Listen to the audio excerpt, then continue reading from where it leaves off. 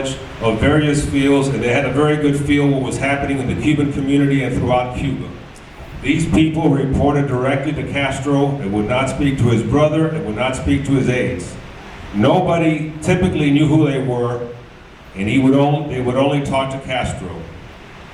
I have no idea what they were getting paid or any information like that, but I will tell you this. Today, Obama has anywhere between 35 and 40 SARs. It's hard to get the number right. These SARs are paid between $156,000 and $198,000 per year, per czar. But the story gets worse. Each czar has a staff ranging between 14 and 27 individuals that report to that czar.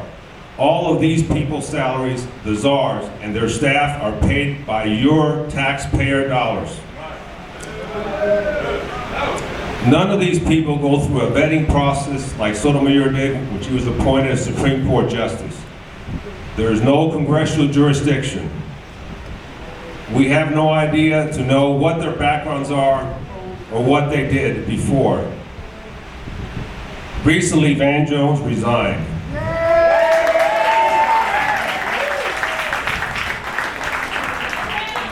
But last week, the president appointed a new czar, the manufacturing czar. Can anybody tell me the new manufacturing czar's name? The new manufacturing czar, his name is Ron Bloom. And this information I just gathered from him this morning because I kind of changed my speech because things are happening so fast. Let me tell you about Ron Bloom.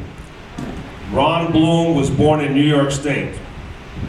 When he was young, he was involved around a youth group called Havenism. What is Havenism?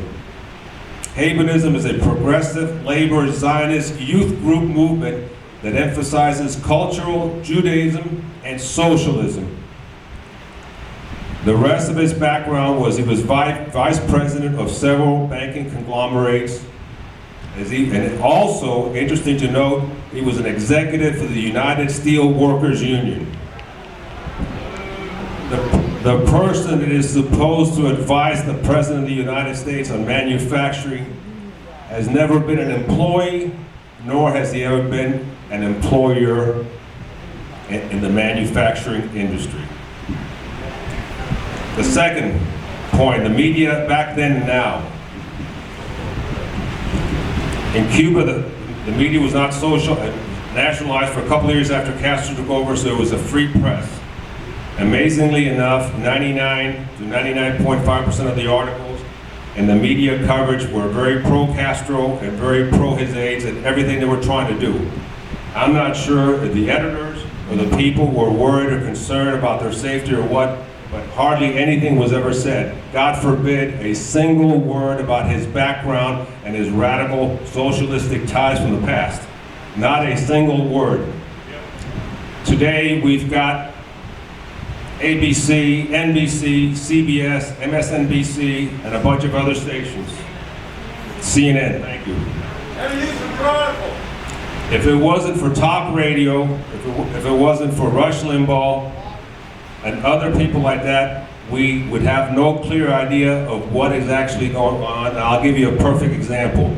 When Van Jones resigned, and that happened, I believe, Saturday of last week, previous to his resignation, if you add up the total number of articles and media comments made in CBS, NBC, ABC, MSNBC, CNN, the New York Times, the Wall Street Journal, and the Houston Chronicle, the local paper, how many people can answer that question?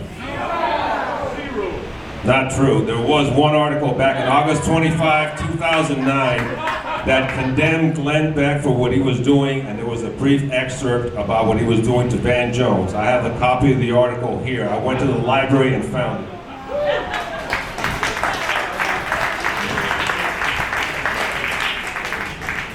So now we go back to the question of what you can do.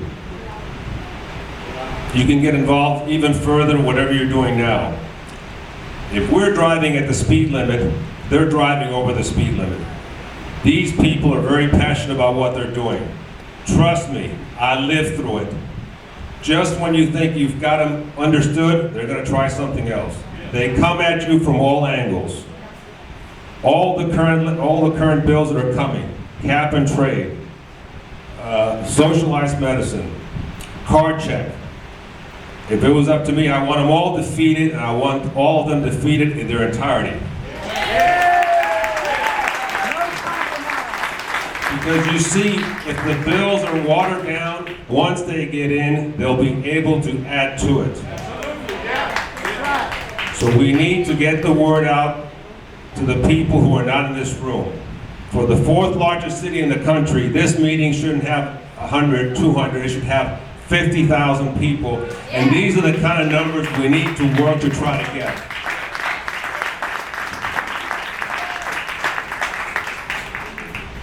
I think I'm doing all I can. I'm speaking as much. Every single day I try to approach at least 5 people on the streets or at Starbucks and try to let them know, and I'm just totally amazed at the ignorance, the lack of concern, especially the younger people that are 40 and under, that don't seem to understand, don't seem to care, or don't seem to want to know. But one day it's going to hit their pocketbooks, it's going to hit their freedoms, and unfortunately then it's going to be too late for them and all of us.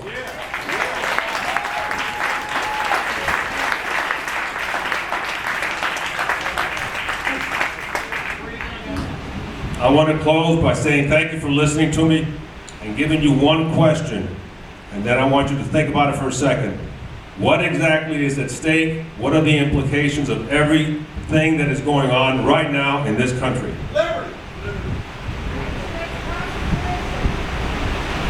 The continued existence of the United States of America to remain a sovereign republic. Folks, ladies and gentlemen, it's that simple. God bless you, and God bless the United States of America.